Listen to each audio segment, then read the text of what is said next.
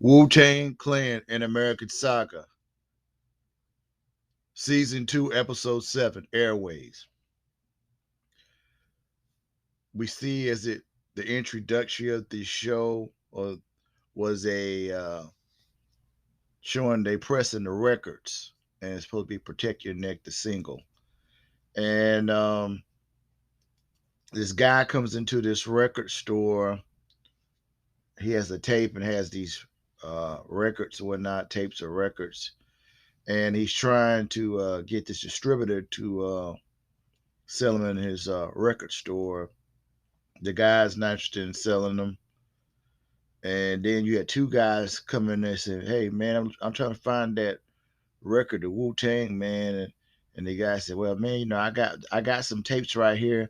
I'm about to go outside and go step outside my office." And the guy said, "Wait a minute, wait a minute, wait a minute." And he negotiated a deal with the guy with the records. And those two guys was Raekwon and Ghostface. And then they go outside and it was all part of the plan. They basically this guy that ever the he Power was dealing with, so you got to supply the demand to get the people to buy the product, and so they basically did this thing, going to different record stores to try to act like they were different customers trying to buy the record, and the record store guy was interested in what was going on, so he wants them to sell the product. And they pressing a lot of records. So they got Jizza going one location with the gods and herbs. Then you had Ghostface, and uh, he was basically going to be on the telephones trying to get the record promoted through the telephone, uh, different DJs and whatnot. And then you had You Got Method Man, Rebel, which is Inspector Deck, and ODB going to this college because they knew somebody at this college place. They were trying to get the record played. So everybody's doing their part.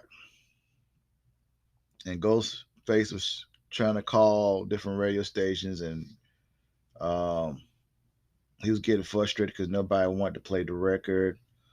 So Raekwon and then came back, and he told me you got to change your approach. And so he pops in a John Woo movie. Raekwon pops in a John Woo movie, and you know Ghostface changed his approach and a little bit, and they both get kind of frustrated after a while. Then because Riz was telling him that Cherie wants you to call her back because she needs some diapers, and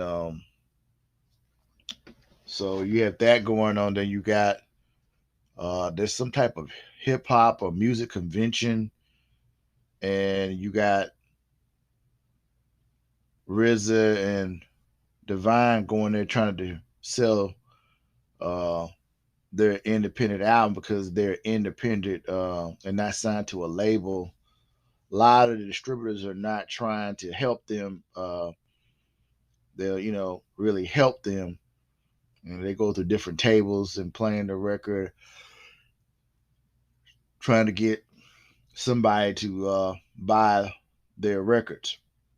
And a couple people here and there. It's a guy that RZA knew. It's a DJ, and he had the DJ, and him knew when I guess when he was doing his first solo project, and he gave him the record, and he's telling him to go these different places to get the record sales for the strip distribution deal that they had. And Divine was going a couple places here and there. He found this guy that basically he thought the guy was going to buy all the records. He said, "You're not assigned to a label." He said, "That's not how it works. I could do it on consignment." and then you get paid. So he got his business card, whatnot. Uh, so that was a connection right there. And RZA saw this girl, and I guess he thought that she wasn't with the hip hop stuff. And the girl was, and this other guy was supposed to be going to a BET type of award show or party or something. And they went and approached him. He said, the girl said, I heard your record. Um, I like what I heard, and you got something there. And but she was saying that basically, I need to know how your record's doing on radio. If it's on college radio, any type of radio, they need to know how many spins or whatever. And I need to take that information to my bosses so I can get them to, to sign you to a record deal, or whatnot. So all this time, it seemed like everything wasn't going good. And then you got Raekwon and Ghost was, trying to call these different radio stations. Nothing was popping, and it was something about Bobito and Stretch. And I know back in the day, that was the place if you want to get your record, uh, a buzz, you had to go Stretch and Bobito's show back in the day. So then Cherie comes in there with the baby, and Cherie's like, prior to that, Ghost was, and then Raekwon they went and got to the store and got some food and supplies and diapers and whatnot, and came back. And Cherie came there later and was like, what's he doing up there and whatnot? Because I think prior to that too, they went to Stapleton Projects, and uh, Raekwon was a little bit kind of hesitant. I guess he felt because of the whole kind of beefing situation between the two different areas. But we found out later that that whole shooting thing that we saw in the first season was not true. That didn't actually happen. But there was uh, a beef between the two different areas of Park Hill and Stapleton Projects. So he's going there and he's looking. They saw his two brothers. He was Ghostface was taking care of his brothers and giving them something to eat. And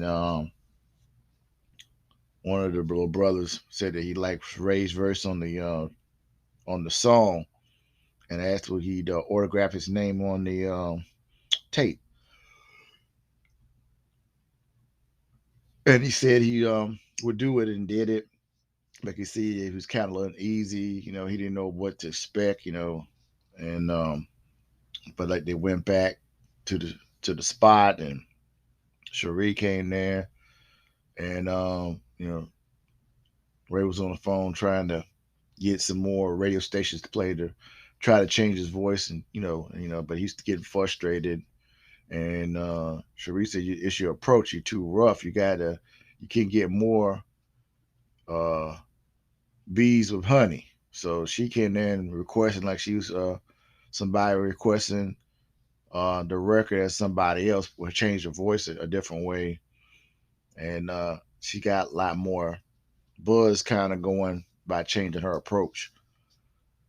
And but Method Man and ODB and Rebel and You God, they were trying to get into this college radio thing. They couldn't get through, and the guard wouldn't let them go through. So they tried to go through a back way, and alarm went off. So the Rebel sprayed it Wu-Tang symbol, the big W, and then they went to this.